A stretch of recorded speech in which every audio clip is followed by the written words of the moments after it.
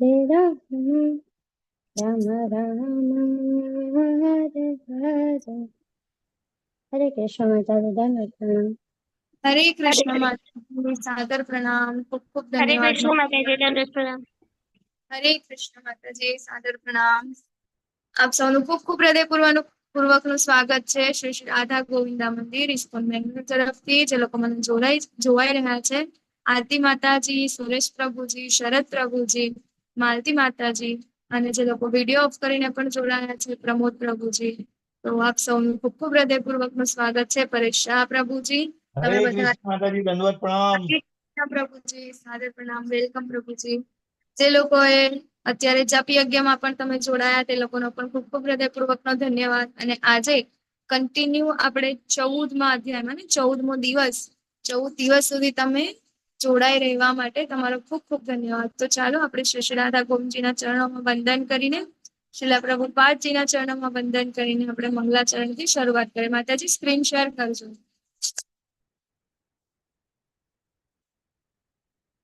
ઓમ અજ્ઞાનતિમિરાન્ધસ્ય જ્ઞાનાંજનશલાકયા ચક્ષુરુન્મિલિतं येन तस्मै श्रीगुरुवे नमः. श्रीचैतन्यमनोभीष्टं स्थापितं येन भूतले स्वयं रूपः कदा मह्यं ददाति स्वपदान्तिकं. वन्देऽहं श्रीगुरुः श्रीयुतापदकमलं श्रीगुरुन् वैष्णवांश्च श्रीरूपं साग्रजातं सहगणरघुनाथान्वितं तं सजीवं साद्वैतं सावधूतं परिजनसहितं कृष्ण चैतन्यदेवं श्रीराधा कृष्णपादान् सहगणललिता श्रीविशाखान्विताश्च.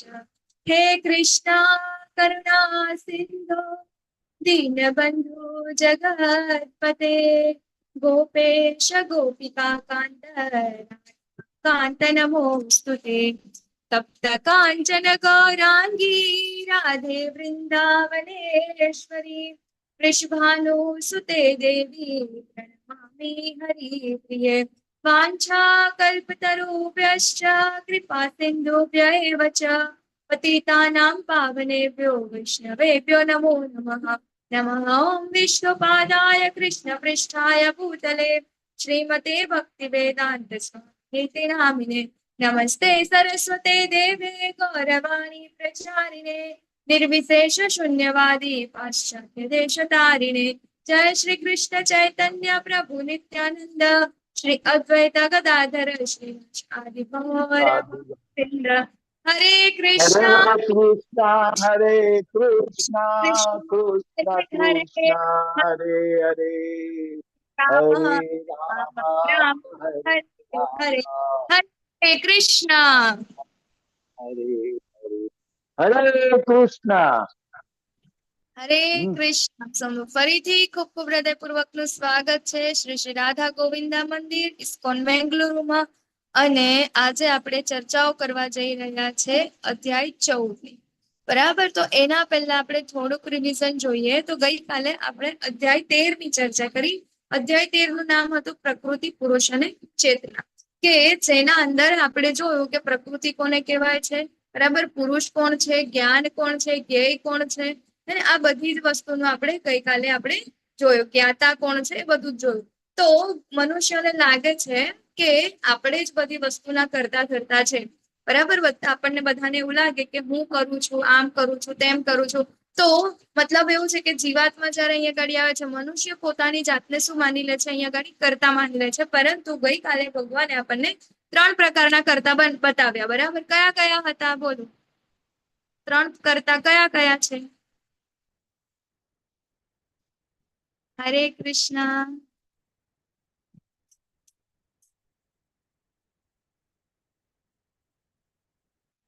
હેન્ડ રેઝ કરજો, અને જેને આવડે છે એ લોકો પણ બોલી શકે છે. મારો અવાજ આવે છે? હરે હા કૃષ્ણ. માતાજી, આવે છે, હા, આવે છે. બોલો. આજે કેમ મને બધા બ્લેક બ્લેક જોવા રહ્યા છે? કોઈનો વિડીયો ઓફ નથી, ખાલી માલતી માતાજી છે. બધા બિઝી છે.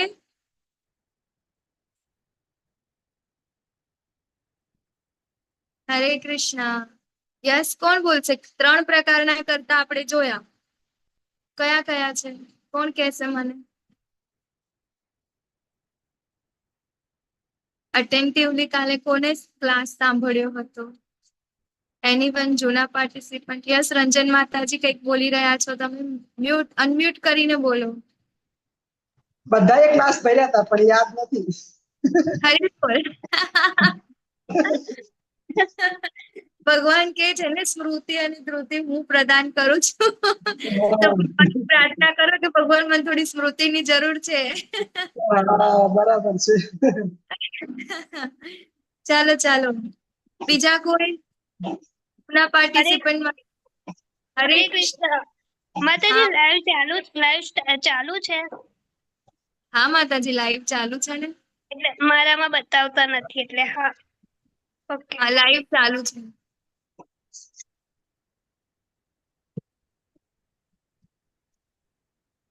ચાલો, એનીવન કોઈ ટ્રાય તો કરું. 3 કરતા કોણ કોણ છે? કોઈ નહીં? ચાલો, તો આપણે ફરીથી કાલનો અધ્યાય ફરીથી જોઈએ, ભણીએ ફરીથી. એક દિવસ વધારે લંબાઈ દઈએ, 18 ની જગ્યાએ 19 કરી દઈએ. એવું તો ના થાય નહીં. ચાલો, તો ગઈકાલે આપણને ભગવાને 3 પ્રકારના કર્તાની વાત કરી, બરાબર? પહેલું છે ભૌતિક પ્રકૃતિ, કે જે ભગવાનની શક્તિ છે, બરાબર? બીજું છે જીવ. ભૌતિક પ્રકૃતિ શું કરે છે? અહીંયા ગાડી બધી વસ્તુને પૂરી પાડે છે, બરાબર? અને બીજું છે જીવ, એ શું કરે છે? ઈચ્છા કરે છે. એ ઈચ્છાને પૂરી કોણ પાડે છે? એ કોણ કરે છે? ભૌતિક પ્રકૃતિ. અને એને ત્રીજા કરતા એટલે કે સૌથી સુપીરિયર, બરાબર, એની પરમિશન કોણ આપે છે? તો એ આપે છે ભગવાન પોતે, બરાબર ને? તો 3 પ્રકારના કરતા આપણે જોયા. તો જીવ એકલો અહીંયા ગાડી કઈ જ કરી શકતો નથી. તો આપણે એવું સમજીએ કે હું કરું છું, કે મારા લીધે આ બધું થાય છે. તો એ વસ્તુની ચોખવટ આપણને ગઈકાલે ભગવાને પાડી દીધી. શું? કે આપણે અહીંયા કઈ જ કરી શકતા નથી. આપણે વારંવાર જન્મ અને મૃત્યુના ચક્રમાં અહીંયા ગાડી આવીએ છીએ, તો એના માટેના કારણો છે, બરાબર? તો એના માટે જવાબદાર કોણ છે? તો 3 વસ્તુ છે કે જેના માટે જવાબદાર છે, બરાબર? જીવ શું કરે છે? ઈચ્છા કરે છે. ભૌતિક પ્રકૃતિ એને પૂર્ણ કરે છે અને પરમિશન પૂર્ણ કરવામાં મદદ કરે છે. અને પરમિશન કોણ આપે છે? તો એ ભગવાન આપે છે, બરાબર? પછી ગઈકાલે ભગવાન આપણને 2 રીતે, દરેકના હૃદયમાં પરમાત્મા તરીકે ભગવાન વાસ કરે છે. તો કઈ રીતે કયા 2 પ્રકારે ભગવાન આપણા હૃદયના અંદર વાસ કરે છે? કઈ રીતે આપણને ખબર પડે? પેલું પક્ષી વાળું આપણે ચિત્ર જોયું હતું, ખબર? એક જોતા હતા ભગવાનને, એક ખાતું હતું અંદર. ભોગતા અને અનુમંતા ને માતાજી. ઉપદ્રષ્ટા અને અનુમંતા, બરાબર? અનુમંતા, હા. કે આપણને જોવે પણ છે અને આપણને એની અનુમતિ પણ આપે છે, બરાબર? તો આપણે ગઈકાલે ઘણા બધા પ્રશ્નો લીધા. ક્ષેત્ર કોને કહેવાય? ક્ષેત્રજ્ઞ કોને કહેવાય? બરાબર? એના જ્ઞાતા કોણ છે? એ બધી જ વસ્તુનું આપણે જોયું, બરાબર? જ્ઞાતા કોણ કોણ હોય છે? બોલો. જ્ઞાતા આપણે કેટલા હોય? પોતે, આપણે હા, પોતે ને આપણી આપણે અંદર બિરાજમાન, અને બીજા આપણા અંદર બેઠેલા આપણે પરમાત્મા. પરમાત્મા, બરાબર ને? તો જ્ઞાતા 2 પ્રકારના હોય છે, એક જીવાત્મા અને બીજા પરમાત્મા, બરાબર? તો ગઈકાલે આપણે એના બંને વચ્ચેનો ડિફરન્સ પણ જોયો. જીવાત્માના કયા ગુણ છે અને પરમાત્મા કોણ છે, બરાબર? તો એ બંને એક નથી, હે ને? તો આપણે એ વસ્તુ જોયું કે કઈ રીતે જીવાત્મા એ માત્ર પોતાના શરીરની જ એની પાસે જાણ હોય છે, પરંતુ જે પરમાત્મા છે, પરમાત્મા પાસે સર્વ જેટલા પણ જીવો છે બધાની અહીંયા ગાડી એમની પાસે જાણ હોય છે. તો આજના ચેપ્ટરના અંદર ભગવાન આપણને કહેશે, બરાબર? શું કહેવાનું છે? કે આપણે ગઈકાલે કીધું હતું ને કે આ ભૌતિક પ્રકૃતિના અંદરમાં આવીને એમની સાથે આપણે મળી અને જે કાંઈ પણ કામ કરીએ છીએ, કાર્ય કરીએ છીએ, એને કહે છે આપણે વિકાર કહે છે, બરાબર ને? તો એ જ આપણા કર્મો અહીંયા ગાડી બધું થાય છે. તો આપણે જાતે કરતા નથી, હે ને? તો જીવ જયારે ભૌતિક પ્રકૃતિના સંસર્ગમાં આવે છે ત્યારે આ બધી વસ્તુઓ, જે કર્મ જે છે એ કરે છે. તો કેવી રીતે, બરાબર? ભૌતિક પ્રકૃતિના 3 ગુણો કયા છે? આજના ચેપ્ટરનું નામ શું છે? ભૌતિક પ્રકૃતિના 3 ગુણો, બરાબર ને? તો એ ગુણો જે છે એ કઈ રીતે કામ કરે છે? આપણે અહીંયા ભૌતિક પ્રકૃતિના સંસર્ગમાં જયારે આવીએ છીએ, જીવાત્મા જયારે આવે છે, તો એના અંદર કેવી રીતે બંધાય છે, બરાબર? એ બંધાવાથી પછી અર્જુનજી પૂછે છે કે હવે મારે આના અંદર છે, અને બંધાયા પછી કયા કયા પ્રકારના કાર્ય કરે છે? અને અર્જુનજી પૂછે છે કે આમાંથી જે લોકો આનાથી ઉપર હોય એના લક્ષણો કેવા છે, અને છેલ્લે કે આમાંથી બહાર નીકળવાનો રસ્તો શું છે. બરાબર, આપણે થવાનું છે ગુણાતીત અવસ્થામાં. બરાબર, આપણને ખબર હતી ભગવાન શું છે, ગુણાતીત છે, ગુણાધીશ છે, કે પછી ગુણાધીન છે? બોલો. ભગવાન કૃષ્ણ શું છે, ગુણાતીત છે? ભગવાન હા, અવાજ નહીં આવ્યો મને, અડધું જ ગુણાધીશ અને સંભળાયું. ગુણાતીત. ભગવાન શું છે? ગુણાધીશ પણ છે ને ગુણાતીત પણ છે. ગુણાતીત પણ છે અને ગુણાધીશ ગુણાતીત. પણ છે. બરાબર, એનાથી પણ સુપીરિયર ગુણાધીશ. બરાબર, અધીશ એટલે શું કહેવાય? એના કંટ્રોલર. હે ને, કે આપણી ભૌતિક પ્રકૃતિ જે છે 3 ગુણોની બનેલી છે, એના કંટ્રોલર. એટલે એ કોણ છે? ભગવાન પોતે ગુણાધીશ છે. અને ભૌતિક પ્રકૃતિની ઉપર એને શું કહેવાય? ગુણાતીત. અને આપણે બધા કેવા છે? ગુણાધીન છીએ. આજે આ ચેપ્ટરના અંદર આપણે આ બધી વસ્તુને ડિટેલમાં જોઈશું. બરાબર માતાજી, નેક્સ્ટ સ્લાઇડ કરજો અને 14.1 થી ચાલુ કરજો માતાજી. આ સ્લાઇડ આપણે આગળ એમને લઈ લીધી છે અલ્પા માતાજી ગૌર પૂર્ણિમા વખતે.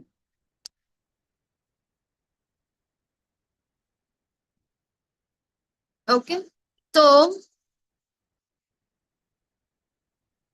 અહીંયા આગળ આપણે જોઈ રહ્યા છે, જેમ કે ભગવાન અહીંયા આગળ વાત કરી રહ્યા છે કે પૂર્ણ પુરુષોત્તમ પરમેશ્વર બોલ્યા, હવે હું તને સર્વ જ્ઞાનોમાં સર્વશ્રેષ્ઠ જ્ઞાન કે જેને જાણીને બધા મુનિજનો પરમ સિદ્ધિ પામ્યા તે વિશે ફરીથી કહીશ.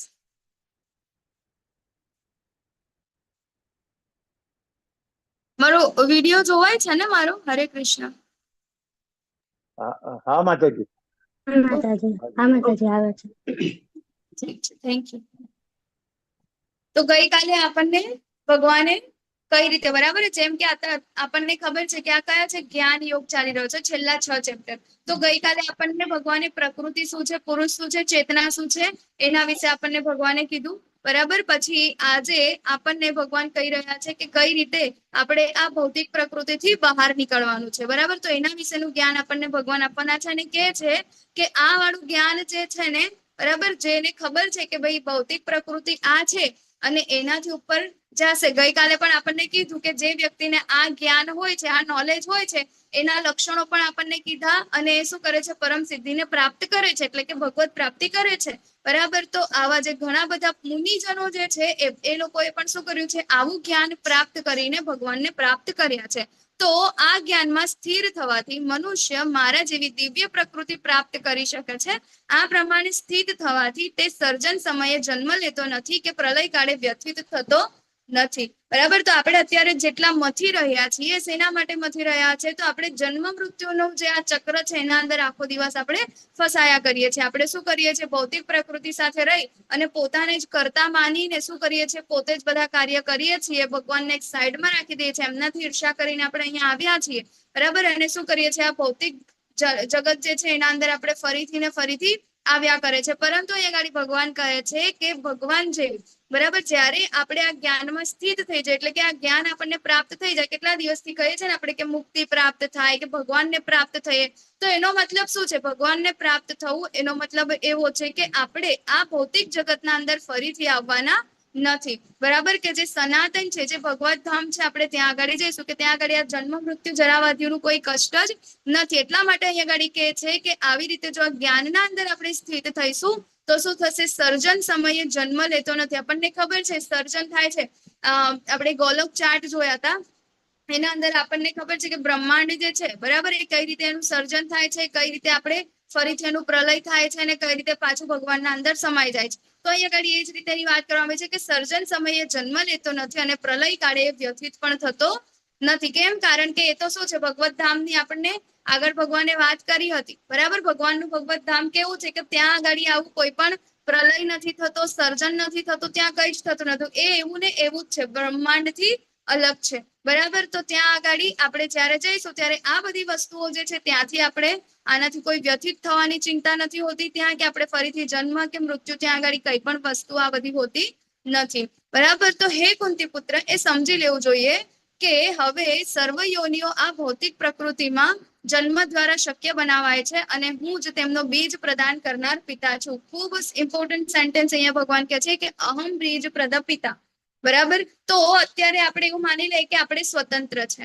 બરાબર, કર્મ કરવા માટે સ્વતંત્ર છે, આપણે પોતે સ્વતંત્ર છે. ઘણા બધા લોકો એવું કહેતા હોય કે આપણે તો શું છીએ, પોતે મતલબ કે કશું કે આ શરીર બનેલું છે હે ને, કે ઘણા બધા કે આ સૃષ્ટિનું સર્જન તો કેવી રીતે થયું, કે એક ધમાકા જેવું થયું અને એના અંદરથી બધા જીવોની ઉત્પત્તિ થઈ હે ને, એવી રીતે બધા શું કે ઘણા બધાની પોતપોતાની એવી બધી થિયોરી છે હે ને. તો અહીં આગળ ભગવાન કહે છે કે હું બીજ પ્રદાન કરનાર પિતા છું. બરાબર, તો આપણે બધા શું કરે છે, ભગવાન આપણે ગોલોક ચાર્ટના અંદર જોયું એવી રીતે, તો ભગવાન શું કરે છે, બીજ પ્રદાન કરે છે અને પ્રકૃતિને આપે છે. તો એ પ્રકૃતિ આપણી માં સમાન છે અને ભગવાન કેવા છે, આપણા પિતા છે. જયારે એ કમ્બાઈન થાય છે, બરાબર, જેવી રીતે ખબર ભગવાન ત્યાં દ્રષ્ટિપાત કરે છે અને શંભુ ઉપર, અને પછી ત્યાંથી દુર્ગા દેવી, અને એના પછી આપણે બ્રહ્માંડના અંદર આવીએ છીએ. બરાબર ને, તો એ પ્રમાણે આપણું અહીંયા આગળ શું થાય છે, ઉત્પત્તિ થાય છે. તો ભગવાન કહે છે કે હું બીજ પ્રદાન કરનાર પિતા છું, એટલે ભગવાન પિતા છે અને પ્રકૃતિ કેવી છે, આપણી માતા સમાન છે. તો આપણને ખબર છે કે આ બ્રહ્માંડ જે છે એ આપણે ભગવાને ટેગ લખાયું હતું, શું હતું કે દુઃખાલયમ અશાશ્વતમ. બરાબર, તો એક જેલ જેવું છે હે ને. તો જેલના અંદર આપણે કેમ આવ્યા છે, આપણે આગળના ચેપ્ટર્સના અંદર જોઈ ગયા હે ને. આપણે ભગવાનથી દ્વેષ કર્યો, ઈર્ષા કરી, એટલે ભગવાને આપણને એ ઘડી સુધારવા માટે મોકલ્યા. પરંતુ જો હજી આપણે નહીં સુધરીએ, જેલમાંથી બહાર નીકળવાના આ બધા રસ્તા આપણને ભગવાન બતાવી રહ્યા છે કે આપણે કઈ રીતે સુધરી શકીએ, કેવી રીતે આપણે આ જેલમાંથી બહાર નીકળી અને આ જેલમાં ફરીથી ના આવાય એ પ્રકારે આપણે કઈ રીતે રહેવું જોઈએ. બરાબર, તો ભગવાન કે છે અહીંયા ગાડી હું બીજ પ્રદાન કરનાર પિતા છું. બરાબર, તો અહીંયા ગાડી નેક્સ્ટ ક્વેશ્ચન છે કે શું આપણે ભગવાન દ્વારા વિકસિત કે સર્જન થયેલા છીએ? તો હા, બરાબર, ભગવાને આપણને આગળ ગોલોક ચાર્ટના અંદર પણ આપણે આના વિશે ડિટેલમાં વાત કરેલી છે. તો અહીંયા ગાડી હવે ભૌતિક પ્રકૃતિના 3 ગુણોની વાત થાય છે. 14.5 શ્લોક નંબર છે એમાં. તો ભગવાન કહે છે કે મારી આ ભૌતિક પ્રકૃતિ 3 ગુણોની બનેલી છે. જેમ કે આપણને 7મા અધ્યાયમાં ભગવાને કીધું હતું કે મારી કેવી છે, 2 શક્તિઓ છે, પરાશક્તિ અને અપરાશક્તિ. બરાબર, તો અપરાશક્તિ આપણી આ જે છે કેવી છે, ભૌતિક પ્રકૃતિની બનેલી છે, અને ભૌતિક પ્રકૃતિ આ 3 ગુણોની બનેલી છે. પરાશક્તિ એ કેવી છે, જીવોની બનેલી છે, જે ચડિયાતી છે. બરાબર, અને તે કયા કયા છે, 3 ગુણો કયા કયા છે, તો સત્વગુણ, રજોગુણ અને તમોગુણ. તો જ્યારે સનાતન જીવ આ પ્રકૃતિના સંસર્ગમાં આવે છે ત્યારે હે મહાબાહુ અર્જુન, તે આ ગુણોથી બદ્ધ થઈ જાય છે. તો હવે આપણે કેટલા ટાઈમથી આ વાત કરતા આવીએ છીએ કે જ્યારે જીવ આ ભૌતિક પ્રકૃતિના સંસર્ગમાં આવે છે ત્યારે એના પોતાના કોઈ સિમ્ટમ્સ હોતા નથી. બરાબર, જીવ તો પોતે, જીવના લક્ષણો શું છે એને, એ કોઈનાથી બાળી નથી શકતો, કાપી નથી શકાતો. એ તો કેવો છે, એનું તો એક જ કામ છે, એ છે ભગવાનની માત્ર ને માત્ર સેવા કરવાનું. એનું તો ખાલી એક જ કામ છે, એને એક જ વસ્તુ આવડે છે ને, એનો સ્વભાવ જ એ છે. પરંતુ એ જયારે ભૌતિક પ્રકૃતિના સંસર્ગમાં આવે છે ત્યારે એ શું કરે છે, એનું કામ છે સેવા કરવાનું. તો એ ભગવાનની સેવા નહીં કરીને શું કરે છે, આ માયાદેવીની સેવા કરે છે. તો હવે આપણે એ જોઈએ કે આવા 3 ગુણોના અંદર રહેલા જે વ્યક્તિઓ છે, 3 ગુણોના જે 3 ગુણોના અંદર રહેલા વ્યક્તિઓના લક્ષણો શું છે? બરાબર, તો સત્વગુણના અંદર રહેલા વ્યક્તિ જે છે એના કેવા સિમ્ટમ્સ છે, તો એ છે નિષ્પાપ, સત્વગુણ અન્ય ગુણો કરતા અધિક શુદ્ધ હોવાથી પ્રકાશ આપનારો અને મનુષ્ય સર્વ પાપ કર્મોથી મુક્ત કરનારો છે. જે મનુષ્ય આ ગુણમાં અવસ્થિત હોય છે તેઓ સુખ તથા જ્ઞાનના ભાવથી બદ્ધ થઈ જાય છે. પછી રજોગુણ કેવો છે, હવે અહીંયા ગાડી હું તમને એક આગળ ઉદાહરણ આપીને સમજાવીશ. બરાબર, કારણ કે આ જે છે ને એ થોડુંક આપણે મતલબ જે આ લક્ષણો જે છે ને, બરાબર, એ થોડાક સમજવા થોડા ડિફિકલ્ટ છે, એટલે હું તમને એક ઉદાહરણથી સમજાવીશ. એના પહેલા આપણે જોઈ લઈએ કે ભગવદ્ ગીતાના અંદર ભગવાન શું કહે છે. તો હે કુંતી પુત્ર, રજોગુણી ઉત્પત્તિ અમર્યાદિત ઈચ્છાઓ તથા તૃષ્ણાને કારણે થાય છે, અને આથી જ દેહધારી સકામ કર્મથી બદ્ધ થઈ જાય છે.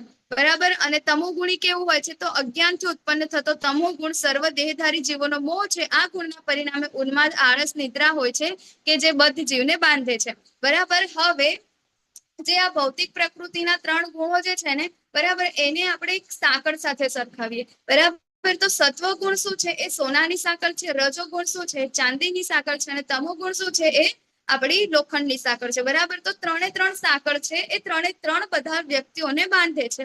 બરાબર, તો હવે સત્વગુણી વ્યક્તિ કેવું હશે? બરાબર, તો જેમ કે એક એક્ઝામ્પલ આપું, 3 ભાઈ હતા. બરાબર, એના અંદર એકનું નામ હતું સતો, એકનું નામ હતું રજો અને એકનું નામ હતું તમો. બરાબર, તો આ 3 ભાઈ હતા. 3 ભાઈનું એક કામ હતું. શું કામ હતું? કે રોજ ટોપીનો ધંધો હતો, ટોપી વેચવા માટે જતા હતા. બરાબર ને, તો રોજ શું કરે, એ લોકો ટોપી વેચવા જાય અને પાછા ઘરે આવે. તો એક દિવસ 3 ભાઈઓ જાય છે અને શું થાય છે કે સતો જે દિવસે જતો હોય ને તો ત્યાં આગળ એક ઝાડ આવે છે અને ત્યાં આગળ શું કરે છે, ત્યાંથી સૂઈ જાય છે નીચે, એને ઊંઘ આવે છે તો એ સૂઈ જાય છે. તો શું કરે છે કે ઉપરથી વાંદરો આવે છે ને તો એની બધી ટોપીઓ લઈ જાય છે. હવે બીજા દિવસે રજો આવે છે ને તો એનો પણ એ જ રસ્તો, બીજા દિવસે એની સાથે પણ એવું થાય છે, તમો આવે છે તો એની સાથે પણ એવું જ થાય છે.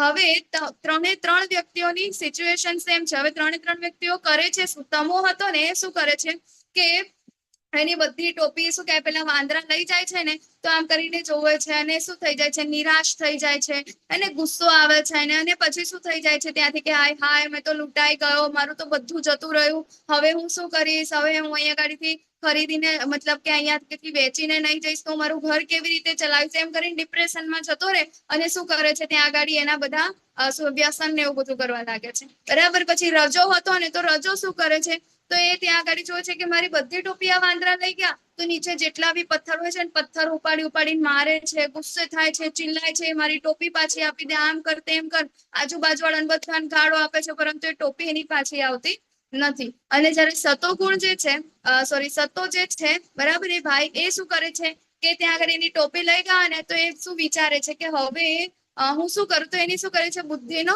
ઉપયોગ કરે છે. બરાબર. કે વાંદરાના અંદર કેવું લક્ષણ હોય ને, અંદર કોપી કરવાનું લક્ષણ હોય. બરાબર. તો એની પાસે ટોપી પહેરેલી હતી તો કે છે કે હું મારી ટોપી નીચે ઉતારું, તો એમ કરી અને શું કરે છે, બધા પણ પોતાની ટોપી જે છે માથામાંથી કાઢીને ફેંકે છે. બરાબર. તો આ હતું સતોગુણી વ્યક્તિનું રિએક્શન. તો આ જ રીતે આ લક્ષણ છે, સિચ્યુએશન એક જ છે અને શું છે, પરંતુ આ ગુણ જે છે એના અંદર રિએક્ટ કેવી રીતે કરે છે, અલગ અલગ કરે છે. એટલા માટે અહીંયા આગળ એ ત્રણ વ્યક્તિના ગુણો બતાવ્યા છે કે સતોગુણી વ્યક્તિ કેવું હોય તો કે જે કેવા છે, બીજા બધા કરતા અધિક શુદ્ધ હોય છે. બરાબર. એ વિચારી શકે છે, એટલીસ્ટ એના અંદર બુદ્ધિ તો હોય છે, બુદ્ધિનો ઉપયોગ કરે છે. બરાબર. કેવો છે, પ્રકાશ આપનારો હોય છે, હે ને, સર્વ પાપ કર્મોથી મુક્ત કરનાર હોય છે. જે સતોગુણના અંદર હોય છે એ જ ભક્તિ માટે આગળ આવવા માટેની કોશિશ કરી શકે છે. બરાબર.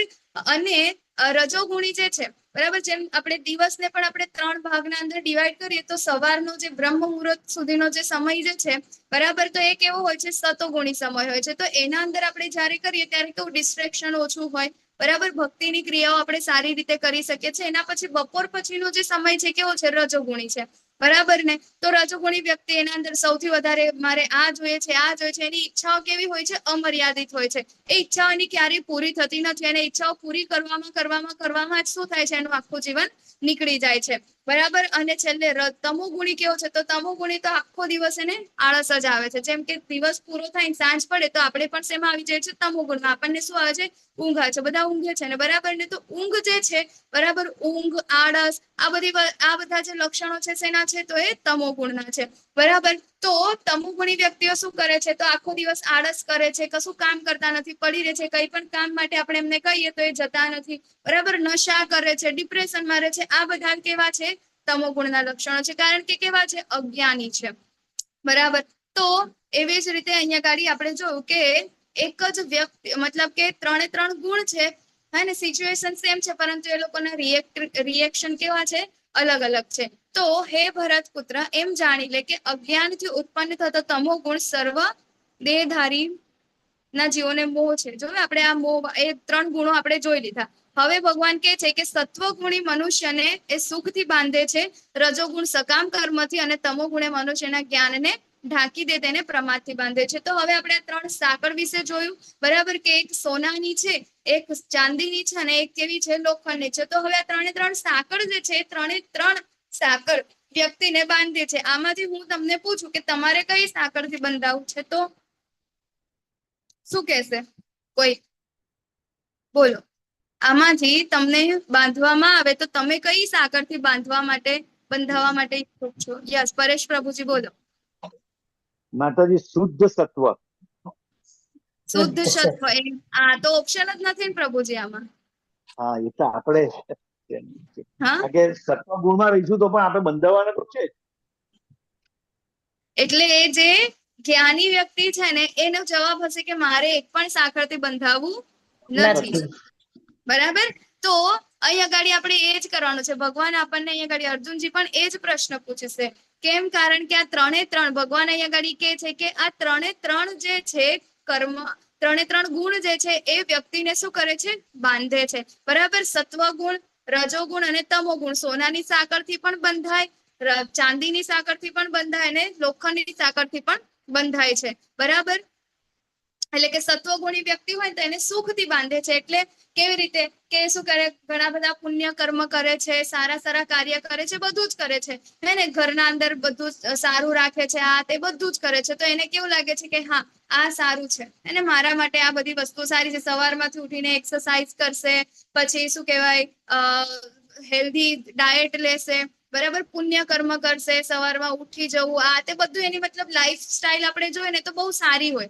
આ કેવા છે? સત્વગુણી વ્યક્તિઓ છે. બરાબર. પછી રજોગુણી વ્યક્તિઓ કેવા છે? સકામ કર્મથી બાંધે છે. એટલે કે કંઈક ને કંઈક મેળવવાની ઈચ્છા છે એટલે શું કરશે કે હવે મારું આટલું ઘર થઈ ગયું તો હજુ મારે બીજા 4 ફ્લેટ લઈ લેવા છે, બીજા મારે ફાર્મ હાઉસ લઈ લેવા છે, બીજી એક કંપની ખોલી દેવી છે, બીજી મારે આટલી ગાડીઓ લઈ લેવી છે. એટલે એના ને એના માટે શું કરે છે? એની ઈચ્છાઓ કેવી છે? અમર્યાદિત છે. એટલે એને પૂરી કરવા માટે શું કરશે?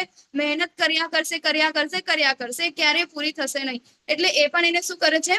બાંધે છે. અને જે તમોગુણી જે છે, બરાબર, એ શું કરે છે? તો એ મનુષ્યના જ્ઞાનને જ ઢાંકી દે છે. મારા માટે શું ખરાબ છે, શું ખોટું છે એને ખબર જ નથી. આપણે જોઈએ છે ને કેટલા બધા વ્યસની વ્યક્તિઓ છે, ડિપ્રેશનમાં છે, એવા વ્યક્તિઓ જે છે તો એ લોકો કેવા છે? એમને ભલે તમે એવું કહી દો કે ભાઈ આ તારા માટે સારું નથી, ઇવન ડોક્ટર પણ એવું છેલ્લી એને નોટિસ આપી દે કે ભાઈ હવે તું આના પછી આવું કંઈક કરીશ ને તો અમે તમને હવે બચાવી નહીં શકીએ. તેમ છતાં એ વ્યક્તિ શું કરશે? એનું એ વ્યસન ચાલુ ને ચાલુ જ રાખશે. બરાબર. તો કેવું છે? એના અજ્ઞાન, એનું જ્ઞાન જે છે એને ઢાંકી દે છે અને કેવું છે? પ્રમાદથી બાંધી દે છે. તો આ ત્રણ સાંકળ જે છે, ત્રણ ગુણ જે છે એ શું કરે છે? મનુષ્યને બાંધે છે. અને જેમ આપણે આગળની એક સ્લાઇડમાં જોયું એવી રીતે કે માયાદેવીના 3 ગુણો છે. બરાબર. સત્વગુણ, રજોગુણ ને તમોગુણ, હે ને. તો એ શું કરે છે? નીચેથી બાંધે છે. અને નીચે આપણે જે વ્યક્તિઓ જે છે એ નીચે કેવા હોય છે? પપેટની જેમ એ લોકો કામ કરતા હોય છે. તો આપણે પપેટ શો આપણે જોયા જ હોય છે ઘણી બધી જગ્યાએ. અત્યારે તો નથી જોવાતા, પહેલાના જમાનાના અંદર મેળામાં ને આપણે જઈએ ને તો પપેટ શો હોય.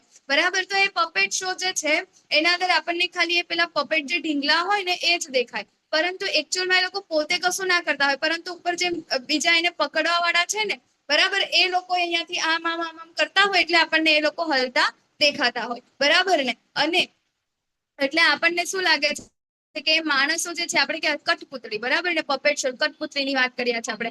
તો આપણે શું છે અહીંયા ગાડી માત્ર ને માત્ર એક કઠપુતળી છે કે સોરી, આપણને શું થાય છે? આપણે બીજા કોઈકના અંડરમાં બધું કામ કરી રહ્યા છે, બીજા કોઈકના અંડરમાં આપણે કામ કરી રહ્યા છે, આપણે પોતે અહીંયા ગાડી કશું કરી શકતા નથી.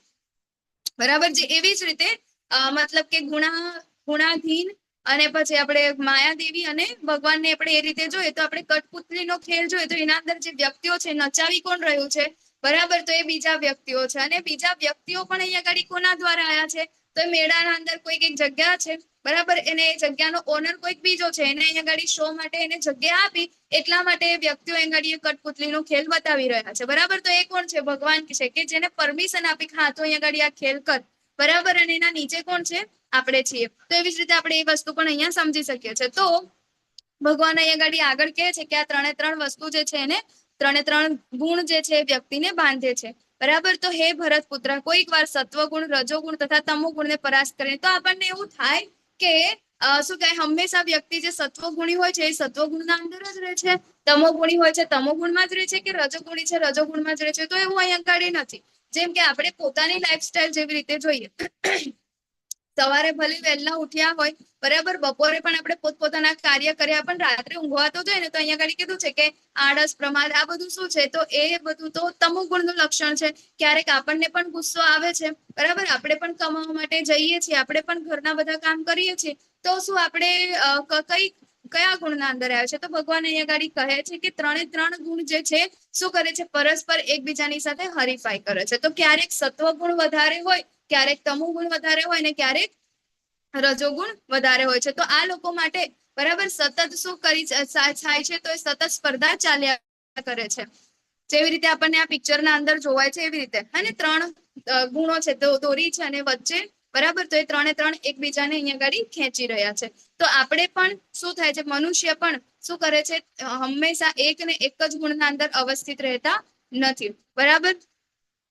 તો જ્યારે શરીરના સર્વદ્વાર જ્ઞાનના પ્રકાશથી પ્રકાશિત થઈ જાય છે ત્યારે જ સત્વગુણના વ્યક્ત થવાનો અનુભવ કરી શકાય છે. તો સત્વગુણ ક્યારે આવે છે માણસના અંદર? કેવી રીતે ખબર પડે કે આપણને સત્વગુણ આવ્યો છે? બરાબર ને? તો આપણા શરીરના સર્વદ્વાર આપણે પેલા દિવસે પણ જોયું હતું ને, શરીરના 9 દ્વાર છે એને. તો એ શું થાય છે? જ્ઞાનથી પ્રકાશિત થાય છે ત્યારે જ સત્વગુણ એ વ્યક્ત થવાનો અનુભવ કરી શકાય છે. બરાબર. પછી છે કે જ્યારે રજોગુણમાં વધારો થઈ જાય છે ત્યારે અત્યંત આસક્તિ, સકામ કર્મ, ઉગ્ર ઉદ્યમ, અનિયંત્રિત ઈચ્છા તથા લાલસાના લક્ષણો પ્રકટ થાય છે. બરાબર. પહેલું જે સત્વગુણ કે એના અંદર આપણને ખબર પડે, જ્ઞાન લેવાની આપણને ઈચ્છા થાય. બરાબર, કે મારા માટે શું સારું છે, શું ખરાબ છે, અને એ બધી વસ્તુ કરવાની આપણને ઈચ્છા થાય. તો એ શું છે? સત્વગુણ. અને બીજું મતલબ કે જ્ઞાન દ્વારા હે ને એને જ્ઞાન મળે છે કે ના શું સારું છે, શું ખરાબ છે. અને એના પછી રજોગુણ છે એ શું કરે છે? એના અંદર અમર્યાદિત ઈચ્છાઓ હે ને, કે આસક્તિ, સકામ કર્મ, એ બધાના અંદર શું થઈ જાય છે? રચ્યો પચ્યો થઈ જાય છે. ગુસ્સો આવે છે. પછી લાલચ હે ને. પછી અહીંયા ગાડી તમોગુણ છે. તો તમોગુણ કેવો છે? તો તમોગુણના અંદર જ્યારે વૃદ્ધિ થઈ જાય છે ત્યારે શું થાય છે? અંધકાર, જડતા, ઉન્માદ અને મોહ વ્યક્ત થાય છે. તો આપણને ખબર છે આ 3 પરિસ્થિતિ આપણા બધાના અંદર રોજ આવે જ છે. ક્યારેય એવું તો થતું નથી કે આપણે સવારે જેવા ઉઠ્યા છે એવા ને એવા જ રાત્રે ઊંઘીએ ત્યાં સુધી હોઈએ છીએ. બરાબર. તો આપણે અંદર સત્વગુણ પણ આવે છે, પછી ક્યારેક આપણને ગુસ્સો પણ આવે છે. બરાબર. ક્યારેક આપણને એવા પણ વિચાર આવી જાય કે ક્યાં હું આવું કરી દઉં, ક્યારેક આવું કરી દઈશ, હે ને, ક્યારે આટલા બધા રૂપિયા ભેગા કરી દઈશ, એવા પણ વિચાર આવે છે. ગુસ્સો પણ આવે છે. ક્યારેક આપણને આળસ પણ આવે છે. બરાબર. ક્યારેક કામ કરવાનું મન પણ નથી થતું અને મોહ થાય છે. તો આ બધા કેવા છે? આપણા 3 ગુણના લક્ષણો છે.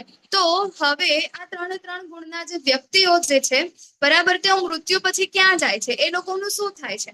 બરાબર. જે લોકો સતોગુણી હોય છે એ લોકોનું શું થાય છે? તમોગુણી હોય છે એ લોકોનું શું થાય છે? અને રજોગુણી હોય છે એ લોકોનું શું થાય છે? બરાબર. તો અહીંયા ગાડી અલ્ટિમેટલી છેલ્લે પણ આવશે કે આપણે શું કરવાનું છે. અર્જુનજી પૂછશે કે આનાથી ઉપર કેવી રીતે પહોંચાય. તેના પહેલા આપણે જોઈ લઈએ કે આ 3 લોકોનું ગંતવ્ય શું છે? એ લોકો મૃત્યુ પછી ક્યાં જાય છે? તો ભગવાન કહે છે કે સત્વગુણના અંદર જેનું મૃત્યુ થાય છે એ લોકો કેવા થાય છે? કે મહર્ષિઓના ઉચ્ચતર વિશુદ્ધ લોકોની પ્રાપ્તિ થાય છે. કે આપણે પેલા દિવસે ગોલોક ચાર્ટના અંદર જોયું હતું. બરાબર. ભૂર લોક હતો, એના અંદર ટોટલ 14 લોક હતા. બરાબર. 14 લોકના અંદર ભૂર લોકને ઉપર ઘણા બધા લોક હતા ને, બ્રહ્મલોક હતા, સતલોક હતા. બરાબર. તો એ બધા શું કહેવાય ત્યાં આગળ આપણે જોયા હતા હે ને. જેમ કે સ્વર્ગ લોક હે ને, એ બી ત્યાં આગળ જાય છે. તો ઉચ્ચતર લોકના અંદર એ લોકોની પ્રાપ્તિ થાય છે.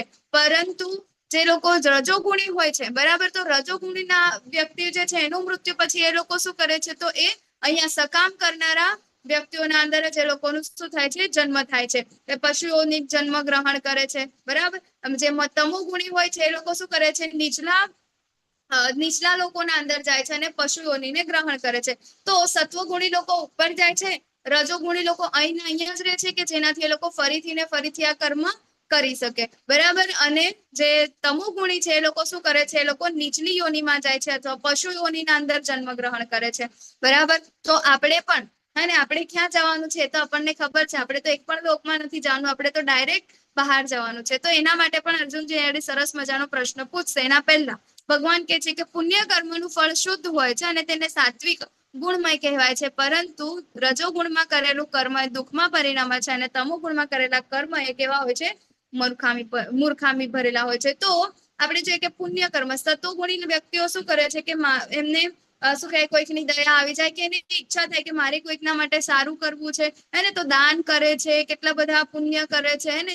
તો કેટલી બધી વસ્તુઓ જે છે કે એ લોકો શેના માટે? પુણ્ય કર્મ કરવા માટે. આપણે આગળ પણ શું કહેવાય ઘણી બધી કથાઓ જોઈ હે ને. એના અંદર પણ શું હતું કે પુણ્ય કર્મ કરતા હતા. બરાબર. પરંતુ તેમ છતાં એ લોકોને એના ફળ તો ભોગવવા જ પડે છે. બરાબર. તો પુણ્ય કર્મનું ફળ કેવું છે? શુદ્ધ હોય છે અને સાત્વિક હોય છે. બરાબર. અને રજોગુણમાં કરેલું કેવું હોય છે? દુઃખમાં પરિણમે છે. અને તો ગમે તેટલું કાર્ય કરે છે, મને મેળવવાની ઈચ્છા છે કઈ પણ વસ્તુ, થોડે વાર તો એવું લાગે કે હા ભાઈ મારે શું કહેવાય મને સુખ મળે છે એના અંદરથી, પરંતુ છેલ્લે શું થાય છે? એ દુઃખમાં પરિણમે છે. અને છેલ્લે તમોગુણમાં કરેલું કાર્ય કેવું હોય છે? તો સાવ મૂર્ખામી ભરેલું હોય છે. તો એ ક્યાંય પણ બીજાનું કે એનું પોતાનું ક્યાંય પણ હિત એનું થતું નથી. વ્યસની લોકો હોય છે, બરાબર, જે લોકો વ્યસન કરે છે, ઘણા બધા ડિપ્રેશનમાં હોય છે, કેવા છે? મૂર્ખામી ભર્યા હોય છે. પોતાને પણ એનું ખરાબ થતું હોય છે. બરાબર. પછી સત્વગુણથી તાત્વિક જ્ઞાનનો વિકાસ થાય છે, રજોગુણથી લોભ ઉત્પન્ન થાય છે અને તમો ગુણમાં પ્રમાદ, મોહ તથા અજ્ઞાન ઉત્પન્ન થાય છે. બરાબર. તો જ્યારે આપણે સત્વ ગુણમાં હોઈએ છીએ ત્યારે આપણને શું થાય છે?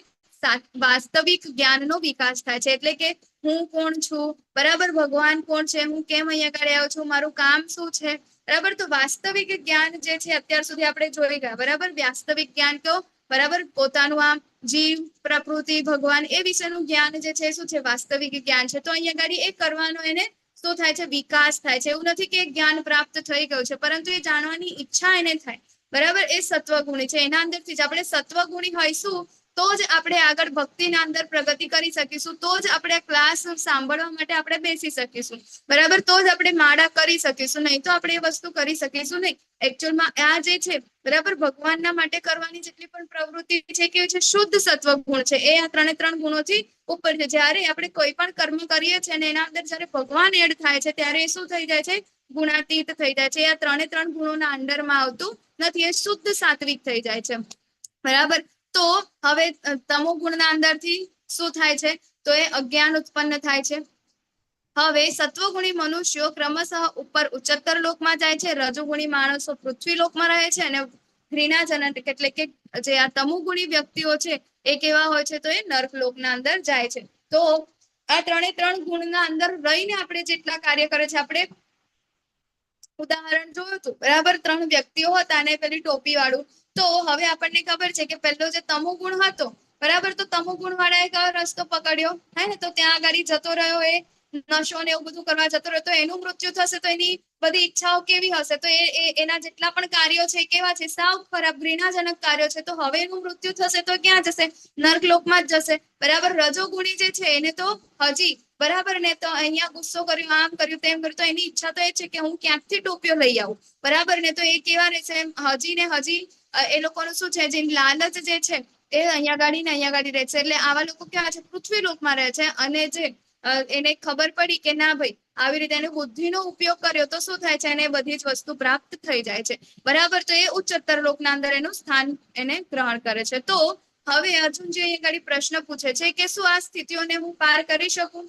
બરાબર. કારણ કે આપણે આગળના ચેપ્ટર્સના અંદર જોયું કે આ 14 લોક જે છે, ઇવન બ્રહ્માજીનું લોક છે, બરાબર, એ પણ આટલું છે બ્રહ્માંડ જે છે એ બધું જ કેવું છે?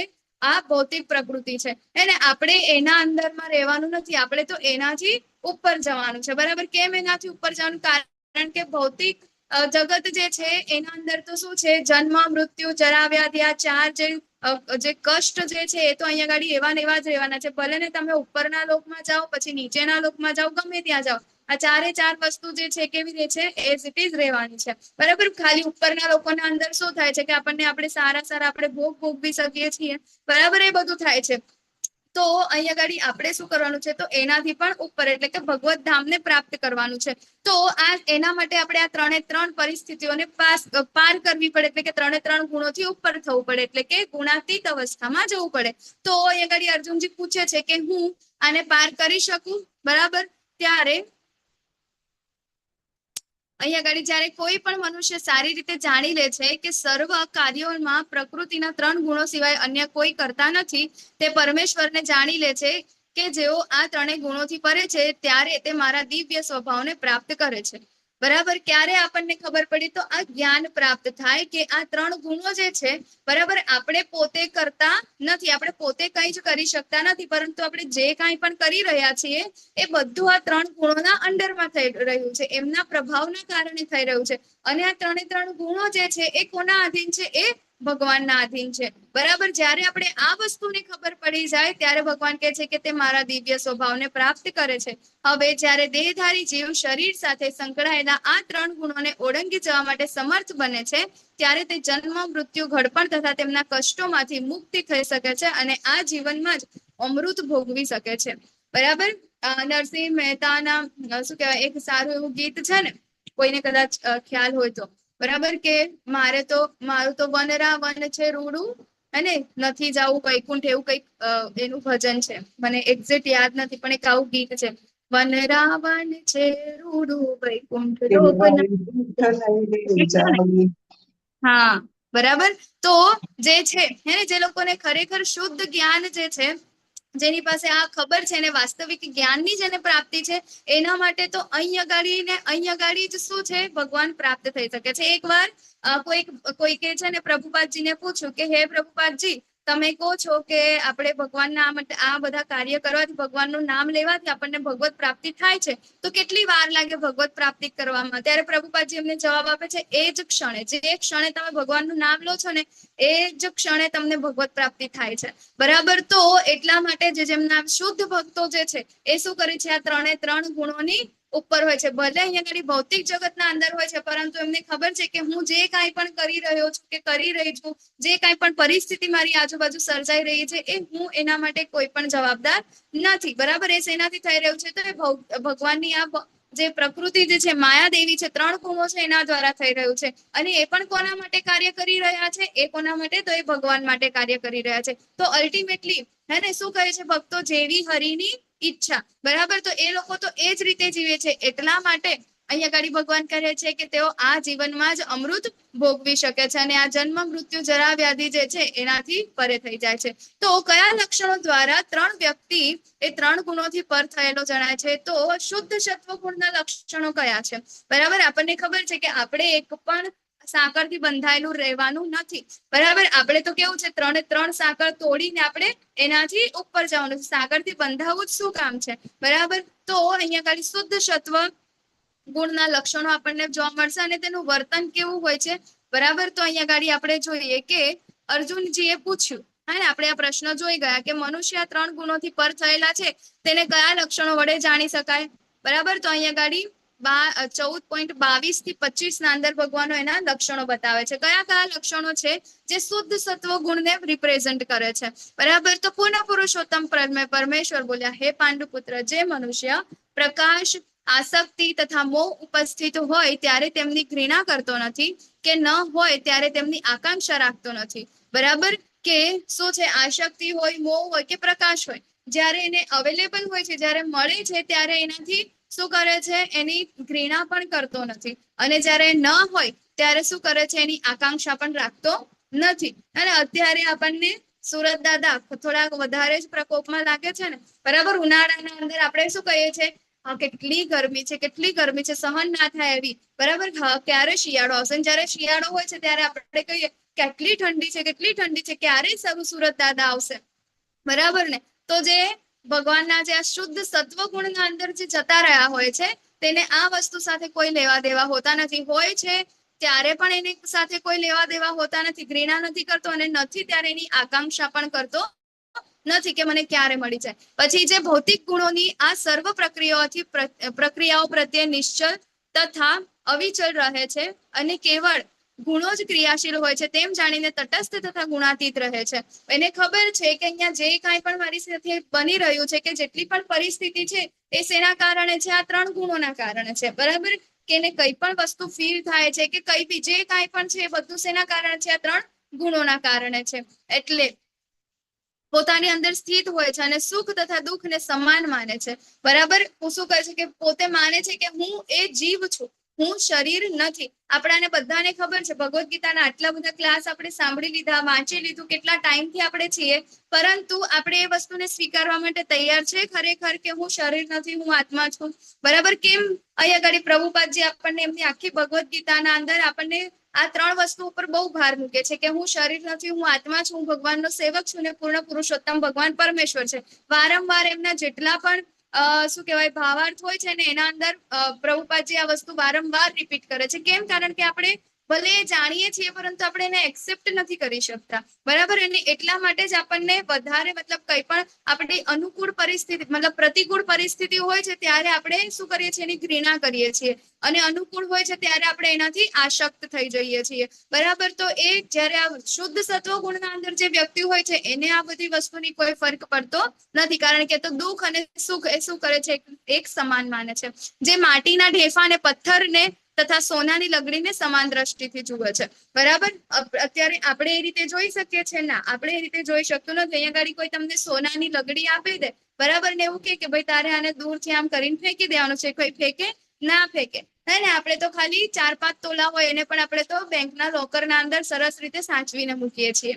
બરાબર. તો અહીંયા ગાડી કહે છે કે એ તો સોનાની લગડી હોય કે પછી પથ્થરના ઢેફા હોય, બધાને એક સમાન માને છે, કે જે અનુકૂળ તથા પ્રતિકૂળ પ્રતિ સમાન રહે છે, ધીર છે તથા પ્રશંસા અને બદનામીમાં અને માન તથા અપમાનમાં સમાન ભાવે રહે છે.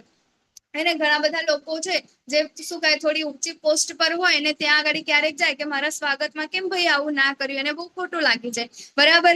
તો આવા જે લોકો છે, જે ભક્ત છે, એને પોતાનું માન મળે કે પછી એનું કોઈ અપમાન કરીને કોઈ ફરક પડતો નથી. આપણે કેટલા બધા એવા ભક્ત છે જેને જોઈ ગયા ને, બરાબર, નરસિંહ મહેતાને જોઈ ગયા, કેટલા બધા એવા ભક્ત છે, હે ને. તો એ લોકોને એને માન અપમાન થઈને કોઈ ફરક પડતો નથી, કારણ કે બધાને શું કરે છે, સમાન ભાવે જુએ છે. કેટલા બધા લોકો અત્યારે આપણે જોઈએ છે ને, બુક ડિસ્ટ્રીબ્યુશન ના અંદર જાય છે, ઇસ્કોનમાંથી કેટલા બધા ડિવોટી જાય છે. તો શું આપણને શું લાગે છે કે રોજ જે લોકો ચાલો દિવસની 10 બુક આપણે ભગવદ્ ગીતાની લઈને જઈએ તો એ 10 બુક વેચવા માટે 10 વ્યક્તિ મળી ગયા, શું બધા એને લઈ લેશે? બધા એવું કહેશે હા હા આવો આવો, તમે તો શું કહે મારા આહો ભાગ્ય કે તમે અમને ભગવદ્ ગીતા આપવા માટે આવ્યા છો. એને શું એ સારું લાગશે? નહીં. એ 10 ભગવદ્ ગીતા આપવા જવા માટે ડિસ્ટ્રીબ્યુશનમાં પણ એને બહુ જ મહેનત પડે છે. એના અંદર કેટલા બધા લોકોની અપમાન અને સહન કરવું પડે છે. બરાબર. તો એ કેવા હોય છે? સમાન ભાવ છે. તે ભલે ને આજના દિવસે આજે જઈને આયા 10 ભગવદ્ ગીતા લઈને ગયા, પરંતુ એમાંથી ખાલી 2 વેચાઈ હશે ને અને બીજી 8 બાકી હશે ને 2 વેચવામાં પણ આખો દિવસ એને અપમાન સહન કર્યું હશે, ઠંડી ગરમી આ બધી વસ્તુ સહન કર્યું હશે, તે પણ બીજા દિવસે એના એ જ ઉત્સાહની સાથે શું કરશે? બીજા દિવસે ભગવદ્ ગીતા લઈને ફરીથી જશે. બરાબર. તો કેવા છે આ?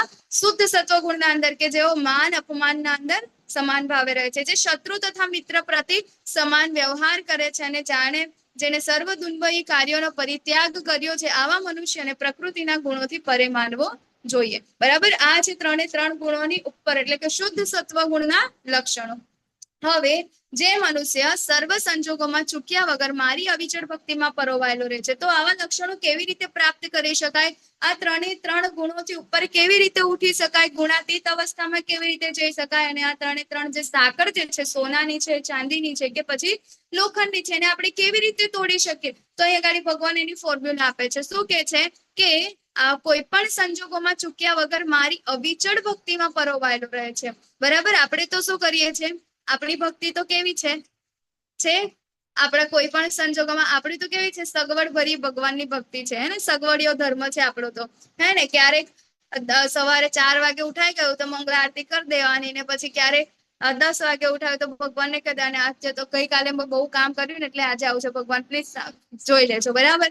પછી એકાદશીના દિવસે ભગવાન પણ ઉપવાસ કરીને આપણે ઉપવાસ કરીએ. પછી એકાદશીના બીજા દિવસે ભગવાનને 56 ભોગ હોય ને આપણને 56 ભોગ. એટલે આપણો કેવો ધર્મ છે? સગવડિયો છે. તો ભગવાન અહીંયા આગળ કહે છે કે એવા નહીં, કેવા કે કોઈ પણ સર્વ સંજોગોમાં ચૂક્યા વગર મારી અવિચળ ભક્તિમાં પરોવાયેલા રહે છે, તે તરત જ આ ભૌતિક પ્રકૃતિના ગુણોને ઓળંગી જાય છે અને એ રીતે બ્રહ્મપદ સુધી પહોંચી જાય છે. તો બ્રહ્મપદ સુધી પહોંચવું એટલે શું? તો બ્રહ્મપદ એ શું છે? તો બ્રહ્મ, અહીંયા આગળ છેલ્લા શ્લોકના અંદર ભગવાન કહે છે કે હું જ તે નિર્વિશેષ બ્રહ્મનો આશ્રય છું, જે અમર્ત્ય, અવિનાશી તથા સનાતન છે અને અંતિમ સુખની સ્વાભાવિક સ્થિતિ છે.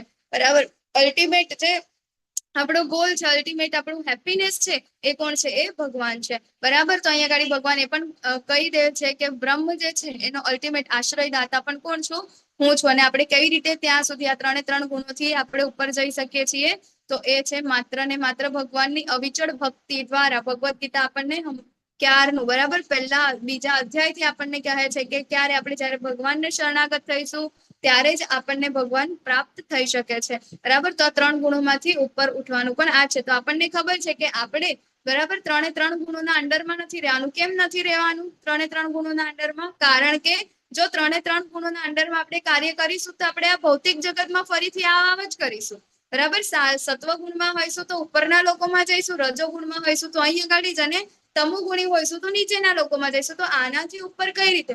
બરાબર. ફરીથી આ જન્મ મૃત્યુનું તો એ તો થયા જ કરવાનું છે. તો જન્મ મૃત્યુ, જરા વ્યાધિ જે કષ્ટ છે એનાથી બહાર નીકળવા માટે આપણે આ 3 ગુણોથી ઉપર જવાનું છે. અને 3 ગુણોથી ઉપર જવા માટે આપણે શું કરવાનું છે? ભગવાને કીધું અવિચળ ભક્તિ કરવાની છે. તો અહીંયા ગાડી આપણો ચેપ્ટર 14 એ પૂર્ણ થાય છે. વાંછા કલ્પતરુભ્યશ્ચ કૃપા સિંધુભ્ય એવ ચ પતિતાનાં પાવનેભ્યો વૈષ્ણવેભ્યો નમો નમઃ. અનંત કોટિ વૈષ્ણવ की जय, श्री प्रभुपाद की जय, श्री गुरु महाराज की जय, श्रीमद् भगवद गीता की जय. હરે કૃષ્ણ કૃષ્ણ કૃષ્ણ કૃષ્ણ હરે હરે રામ હરે